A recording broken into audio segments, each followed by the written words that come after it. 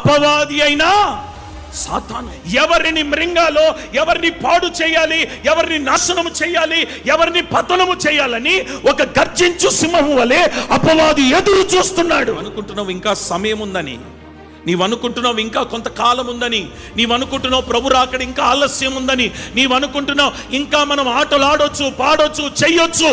No, సమయం అయిపోయింది.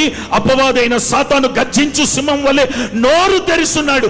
ఎప్పుడు నిన్ను మృంగాలని ప్రయత్నము చేస్తుండగా నీ పనేంటో తెలుసా?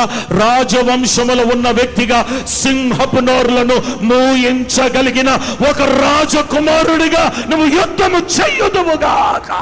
అపవాది అయిన సాతాను నోటిని మూయించగలగాలి నువ్వు. సింహపు నోటిని మూయించగలగాలి నువ్వు.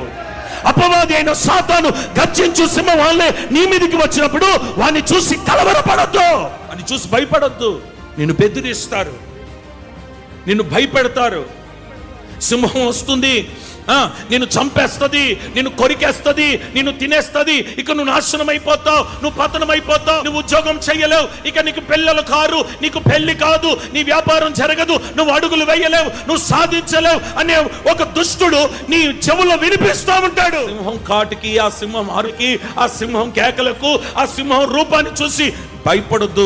నువ్వు ఎవరివో తెలుసా? ఒక దానియేలువి, ఒక దావీదువి, ఒక సంసోనివి, ఒక పౌలు భక్తుడివి. నువ్వు ఎలాంటి వ్యక్తి అంటే రాజవంశములో పుట్టిన ఒక వ్యక్తివి నువ్వు.